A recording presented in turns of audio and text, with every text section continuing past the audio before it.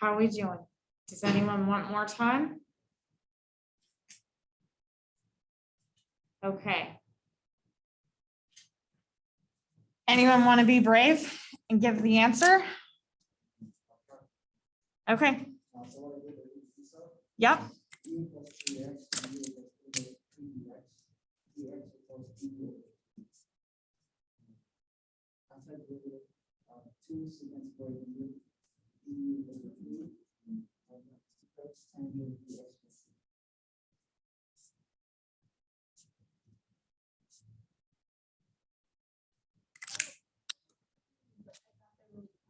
That's okay.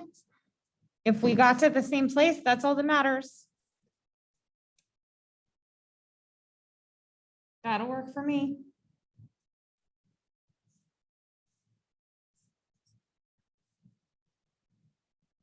How about the second one? Integration by parts or U-substitution? I tried to do integration by parts and I got like lost. Yeah, so I am generally going to try the U-substitution first before integration by parts. It might be possible to get through this with integration by parts, but I think it's going to get worse before it gets any better. And a U-substitution is a faster path through it. The way I'm like identifying that this is going to be a U-substitution and not an integration by parts, just because I have stuff multiplied together, I'm going to pause and try to look for some function whose derivative is in the integral. Now, if you're off by a number, it's okay. U-substitution can fix a number, right? Like if you're off by just multiplication by a number, we'll fix that with the U-sub. So I would look at this and make U x squared. Building my vocabulary list, that means du is 2x dx. And I've got the x dx part, I just don't have the 2. So that's where du over 2 would be x dx. And this whole thing would become cosine of u times du over 2. I usually put the 1/2 out in front. You don't have to, but I usually do.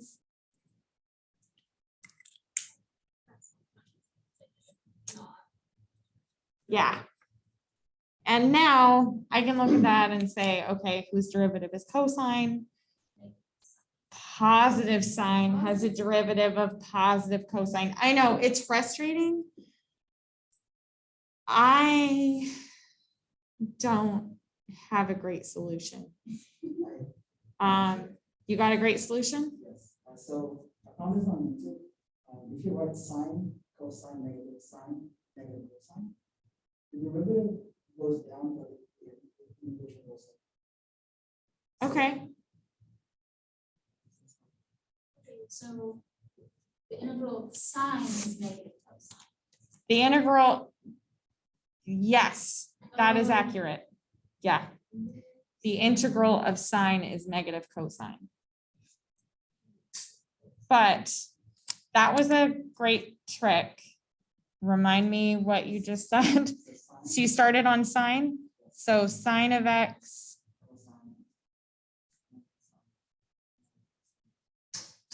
Oh, that's okay.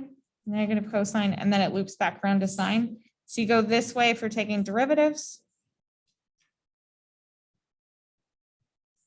And this way if you're taking integrals.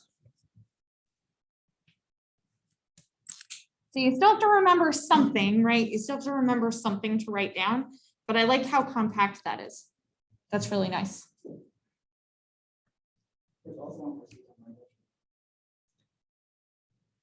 I just really don't think that I don't think he's trying to trick you, right? Like I think there are complicated things in the homework, but I think in terms of trig to test you on, I think if you're seeing secant, it's going to be secant squared, right? I think you're going to be seeing the derivative of tangent directly, or it's going to be a secant times tangent, where you're just directly seeing the derivative of secant.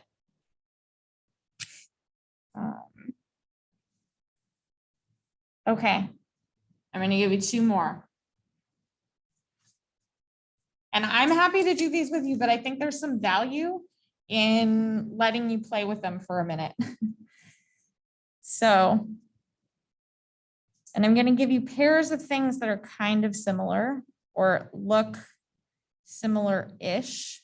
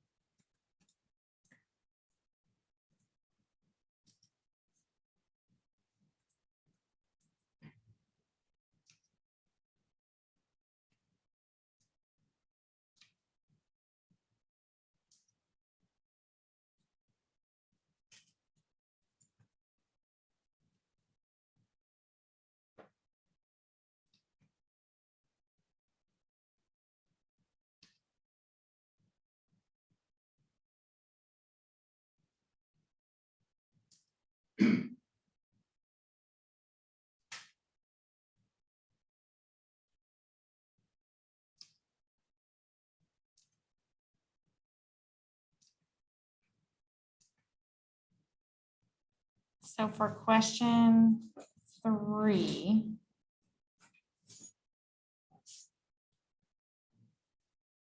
For question 3, U-substitution or integration by parts? By parts, because I tried U-substitution, I did it wrong. I was doing natural log of x cubed instead of. Natural log of x whole thing cubed? Oh, you know what? Let's do that one next. Don't erase anything. We'll do that one next. So what do we think? U-sub or integration by parts?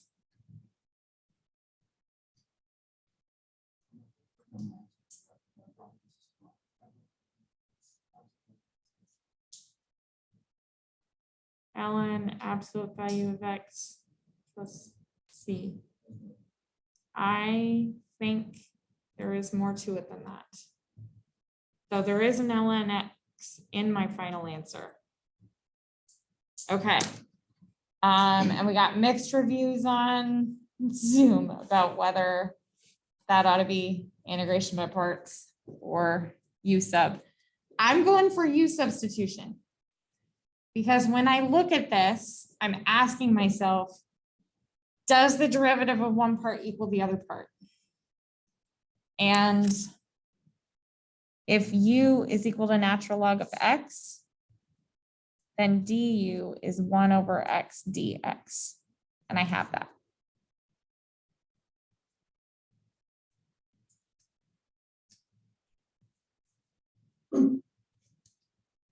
So this would become the integral of u cubed du. And I would get 1/4 u to the 4th plus c, or putting that back, I would get 1/4 ln of x to the 4th plus c.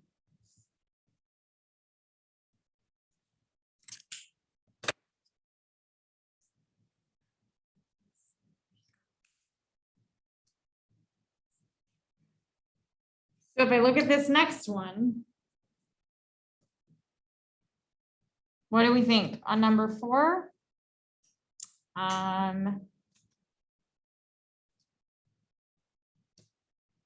U-sub or integration by parts on number 4? And remember, the thing that I'm always asking myself for U-sub is, does the derivative of one part equal the other part? Or does the derivative of part of this also live inside of the integral?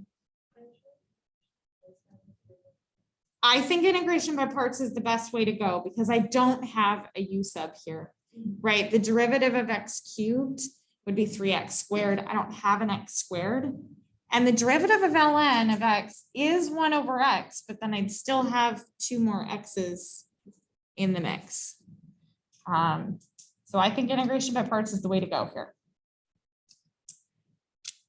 And I mentioned this the other day, but for me, I am always going to follow the rule of late. And that's how I'm going to choose what to pick for u. That means I have a mixture of logs and algebra. I'm going to take the logs to be my u. And if u is natural log of x, then my du is 1 over x dx. And my dv has to be everything else in the problem, which is a 1 over x cubed. I'm going to write that as x to the -3 dx. And I have to find the antiderivative of that to get my v back, which means when I add 1 to the exponent, I'll be at x to the -2. So I'll have -1/2 x to the -2. Next, it's time to apply my ultraviolet voodoo. uv minus v du. So u times v, I've got natural log of x times -1/2 x to the -2. There are different ways you can write that, but I'm going to leave it alone for now. But in case I made a mistake, help me out. How'd you know this? Oh, so it's a 1 over x cubed. It's totally Oh. fine if you want to think about it as 1 over x cubed. I just have trouble integrating that way. So I rewrote it as x to the -3. Yep. Minus the integral of u times d, wait, v, ultraviolet voodoo, v times du. See, even I need my acronyms sometimes. So v times du. That's a -1/2 x to the -2 times 1 over x dx. Anytime I'm doing integration by parts, I am going to take a minute to simplify this first. Doesn't really matter if you reorder that first part. I'm going to, just to make it more compact, but you do not have to rewrite that. You could just copy down exactly the same thing again. But over here, I'm going to take the minus a minus, make that a plus. I'll take that 1/2 and bring it out in front. And then inside, I'm going to recollect those x's together. So the 1 over x is like saying I have x to the -1. When I collect all of those together, I've got x to the -3. By the way, that tends to happen whenever I have x to a power times natural log of x. The thing we just found the antiderivative of usually just shows up again.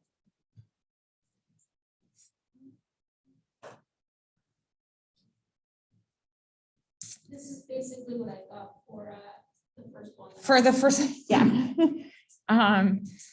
So now I'm gonna have, when I add 1 to the exponent, that'll be x to the -2. So when I divide by -2, this is gonna turn into a -1/4 x to the -2 plus a constant. There are things you could do to that, but I'm not gonna, we don't need to do more than that.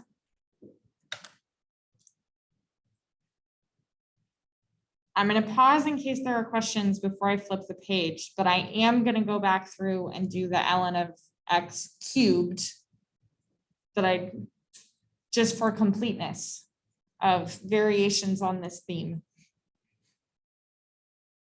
I'm not seeing questions in the chat over there or in the room. Dun, dun, dun. Let's flip the page and see what happens. Okay. I think this is 5 now. And we'll just go ahead and do this one together. So if this had been natural log of x cubed, whole thing over x dx,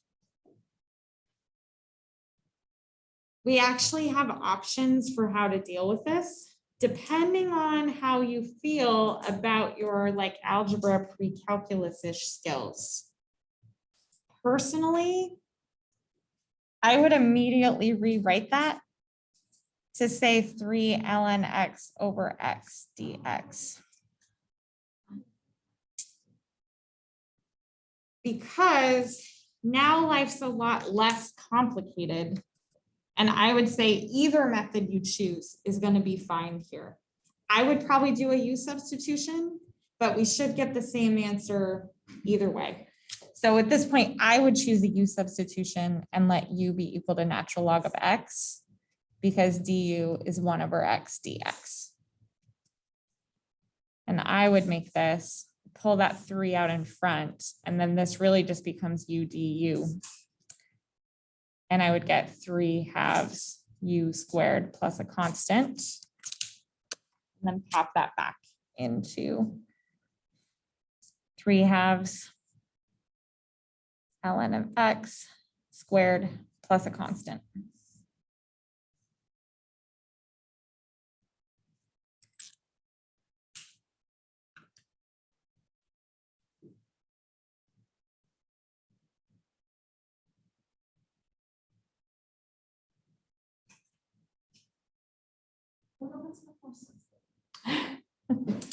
It's not the only option. I just think it's a convenient option. Right, it's ended up with like natural log of x cubed, natural log of x minus natural log of x to the -1. And I bet I bet there's algebra that will make your answer look like my answer when we like combine all those log rules, Yeah. right? Because right now I know, yeah, it's not worth it. Know that your TAs should be capable enough that if you chose a different method and your answer doesn't look the same, they should be capable enough to make those answers match. And if they aren't, that's totally a regrade, right? That's a very legit regrade. Okay, should I give you two more? Two more along the lines of what method shall we choose?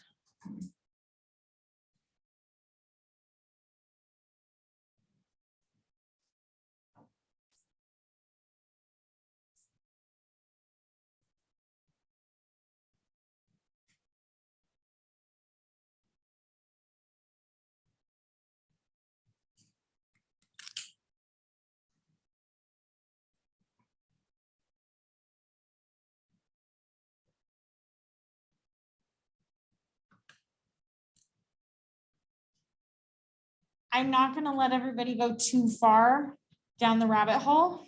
I first want to make sure that we've figured out which method we're gonna use on each of these. So just take a look at number 6. You don't have to actually do it, but looking at number 6. Integration by parts or U-sub? Or I suppose the third answer is wish I knew. I would say by parts, because I don't see anything in it that lines up neatly with the. Yep, that's what I'm thinking too. So number 6 is definitely going to be an integration by parts. I will also let you know ahead of time, you will need to do integration by parts twice to finish that problem off. You're going to go for it on your own? Give it a shot? Okay.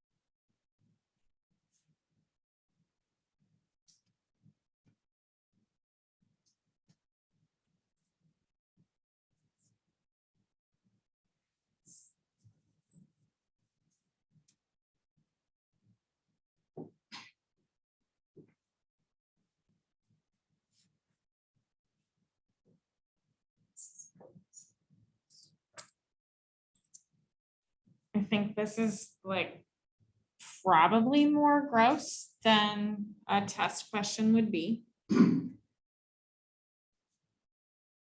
but it's doable. It's like right on the edge of doable. Little gross, but doable.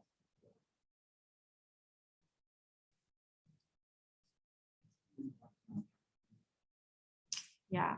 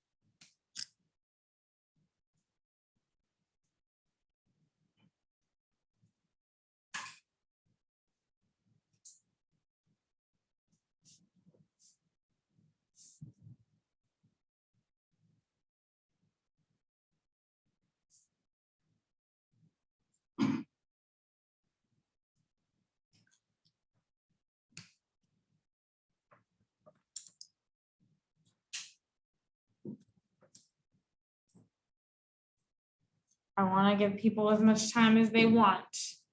Do you all want more time? Okay.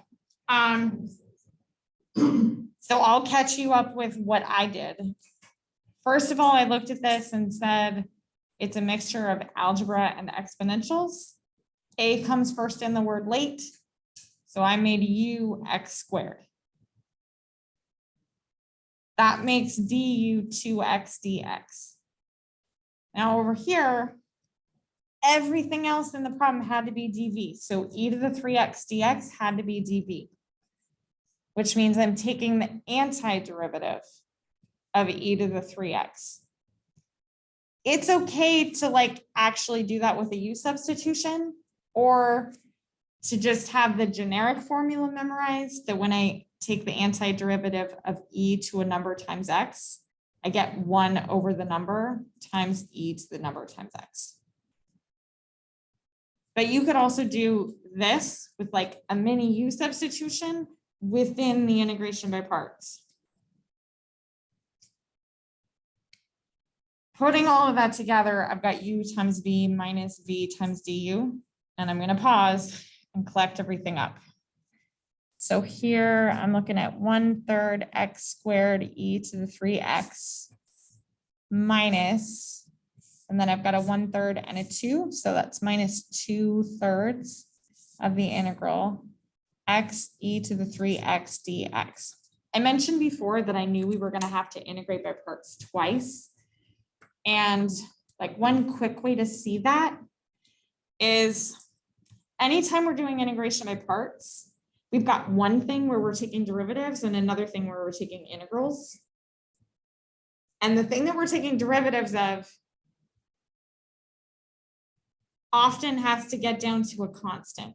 So if I think about x squared, one derivative is not enough to get me to a constant, but two derivatives is. So that's kind of how I knew ahead of time that we were going to need 2 sets of integration by parts. If I hadn't seen that ahead of time, I would get here and say, cool, is there a U substitution that I can do? And there kind of isn't, because I would sort of want the U to be both up there and down here. And that doesn't actually get me to something that I can integrate. So I'm going to look, and I've still got a mixture of algebra and exponentials, which means that my U would be X, and the dV part is everything else. That e to the 3x dx. Luckily, we just did this integral, and it's 1/3 e to the 3x. And when I take the derivative of u, I just get dx. One thing to be super careful about at this point is that when we go to write all of this down, I'm going to move it up a little bit. But when we go to write all of this down, that 2/3, it applies to the entire integral. And we're taking this entire integral and replacing it with the integration by parts. So I'm going to make sure I've got brackets on there, and I've got my u times v, x times 1/3 e to the 3x minus the integral of v du. So 1/3 e to the 3x times dx, and the whole thing is in brackets. As a general rule, I usually distribute through at this point, because each time before I take the integral, I want the thing to be looking as clean as possible. That's totally my preference. It doesn't have to be yours.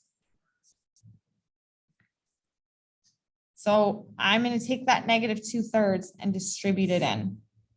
When I distribute it into the first piece, I'm going to have 2/3 times 1/3 and get negative 2/9 x e to the 3x. And then I'm going to have this minus, which distributes in here to become a plus.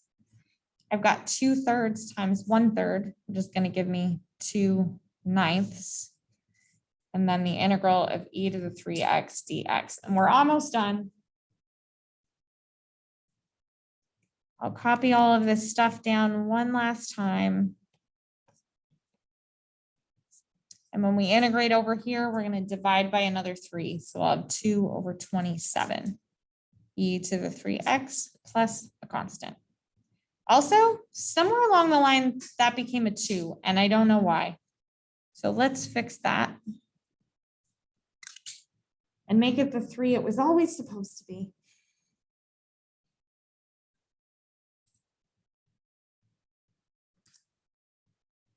Questions? I know that was kind of a lot. And I had written a problem 7, and I will rewrite up a problem 7. I just knew I wasn't going to have space to do both of them on this sheet. I think I'm not seeing questions. Did I get what you all got? Did I make a mistake? No, I multiplied by 3 instead of 1/3. Right. And let's take a moment to investigate that just a little bit, right? So Yeah, I was like, e to the u, if we have both e to the u, we will take e to the u, du dx. So I took the derivative of 3x. and Got then it. multiplied it in. yeah. So I think it's totally worth just doing this once and then memorizing how it works. So my u substitution here would be a 5x, which means that my du is 5 dx, which means dx is 1/5 of du. And that same thing is going to happen every time I'm looking at the integral of e to the ax, where a is a number.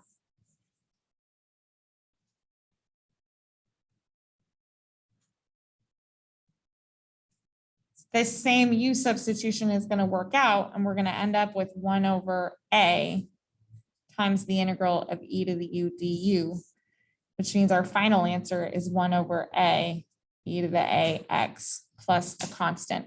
And our textbook actually has this in there as one of the like antiderivative formulas. That is not quite how- Yeah, but our book has it with that generic A in it. And I just think this one in particular is really worth using and memorizing,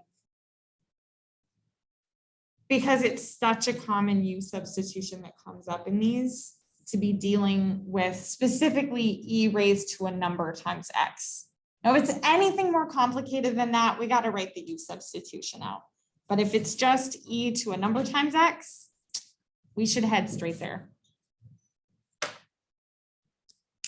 Okay, back to number 7, that hopefully I will not mess up from what I wrote before. X squared e to the x cubed dx.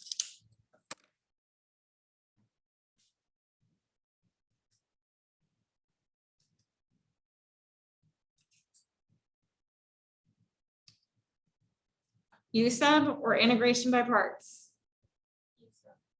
Totally U sub.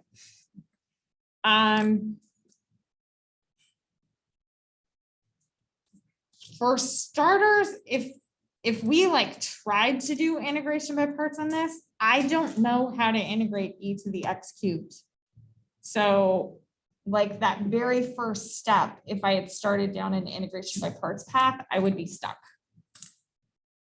U substitution it is. Well, I might as well let you all do it. It'll be quick. If you haven't done it yet, integrate that thing.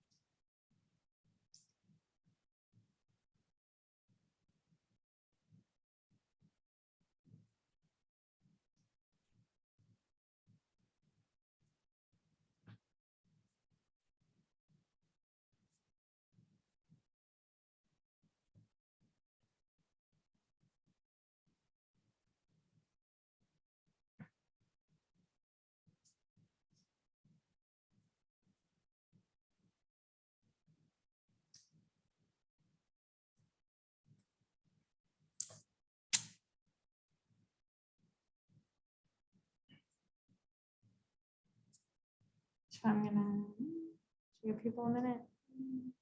Mostly stopped writing. So if u is equal to x cubed, because that's the thing whose derivative is more or less in here, just off by a constant. Derivative is 3x squared dx. And I've got the x squared and the dx, I just don't have the 3. So I'm going to say 1/3 du is equal to x squared dx. And when I translate that whole thing, I get e to the u times 1/3 du, or 1/3 e to the u du. And, oh, I guess I could integrate that first. So 1/3 e to the u plus a constant, which turns into 1/3 e to the x cubed plus a constant. On Monday, we didn't actually do problem 3 from the practice exam. Would you all like to take a look at those problems from problem 3 on the practice test? Okay. I mean, I know you have solutions, so I don't know how helpful I am relative to solutions, but. So from that practice test, the first one in problem 3 looks like the square root of x times natural log of x dx, which is going to do a very similar thing to some of the problems that we started off our class with. I'm going to check whether this is a U sub or integration by parts, because although he told us what to use on the test, I don't know that that's going to be true on Friday. So when I look at this, the derivative of natural log of x is 1 over x. I don't have that in the problem. This is not a U substitution. We're gonna have to do integration by parts. And I've got algebra and a log.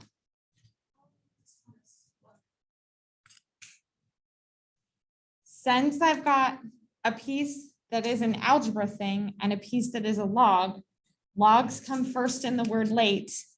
I am going to make U natural log of x. And that's going to make dv the square root of x dx, but I can't deal with that. So I need that to look like x to the 1/2 dx. When I take my derivative over here, I'm going to get 1 over x dx. And when I take the antiderivative over here, when I add 1 to that exponent, I'll be at 3/2. Divide by the new exponent means I end up with, 2/3 of x to the 3/2. Putting that together, I've got u times v. So ln of x times 2/3 x to the 3/2 minus the integral of v du. So 2/3 x to the 3/2 times, I'm going to change that 1 over x and call it x to the -1 dx.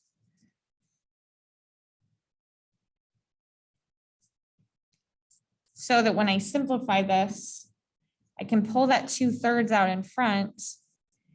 And when I combine those exponents, I'm back to x to the 1/2.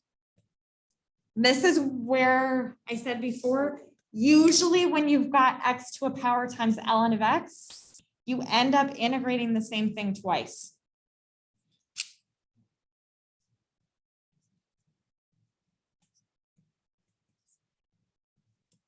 So that's going to become an x to the 3/2. I'm going to divide by 3/2 or multiply by another 2/3 and have that 4/9.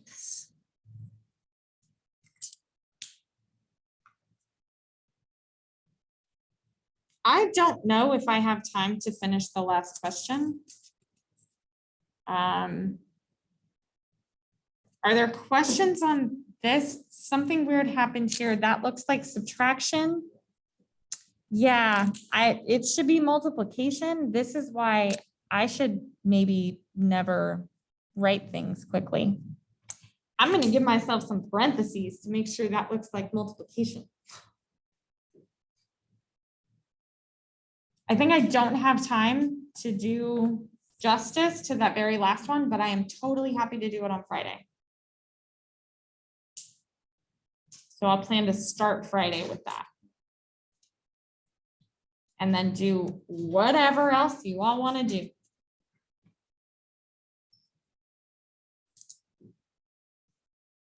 Any last questions for today?